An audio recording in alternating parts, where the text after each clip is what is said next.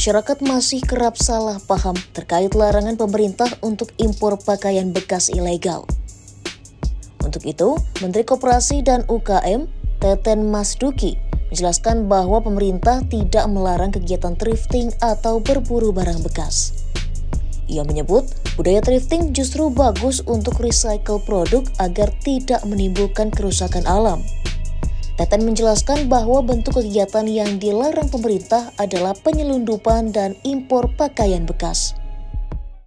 Jadi kita bukan budaya thrifting, ya, bahkan budaya thrifting itu juga bagus, ya, untuk misalnya bagaimana recycle produk, ya, supaya tidak menambah kerusakan alam, ya.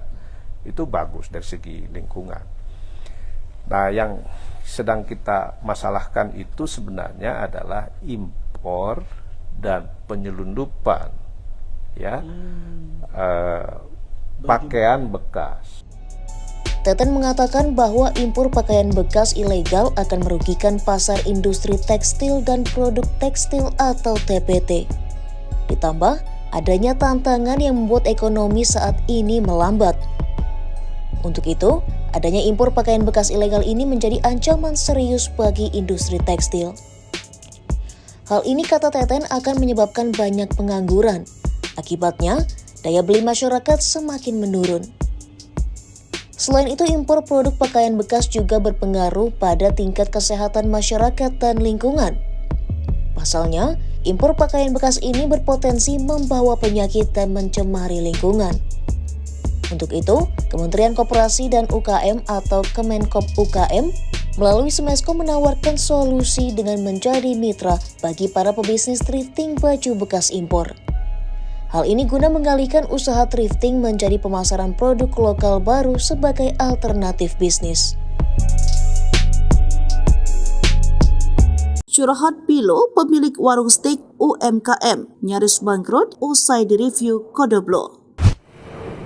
Baru-baru ini viral di media sosial curhat pemilik warung steak UMKM. Usahanya nyaris bangkrut hingga alami stres usai direview oleh Kodeblo.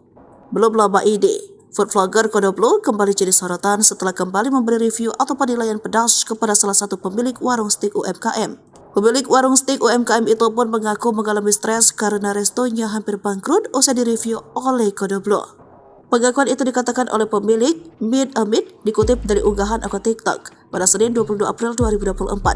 Salah satu warung steak UMKM yang bernama Meat Amit di kawasan Sunter, Jakarta Utara itu curhat hampir mengalami kebangkrutan. Pemilik akun TikTok Ardiawan Halid 23 yang bernama Ardi tersebut melakukan wawancara setelah ia mendapati warung Meat Amit sepi pengunjung. Diketahui oleh pemilik warung tersebut, usai review dari Kodeblo, mereka mengalami kerugian omset sebesar 50 hingga 60%. Sudah podcast itu omset kalian jatuh itu benar nggak? Tanya Ardi. Ya benar drastis 50 hingga 60%, jawab owner Meat Amit. Owner tersebut juga mengalami stres akibat warungnya mendadak jadi sepi dan hampir tutup. Bahkan owner Meat Amit juga mengurangi jumlah karyawannya.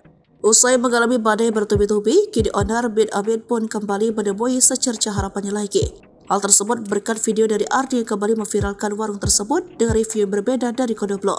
Belajar dari kesalahan kemarin, owner Meat Amit tersebut berharap agar ke depan usahanya bisa lebih maju dan kembali membuat lapangan pekerjaan untuk orang lain.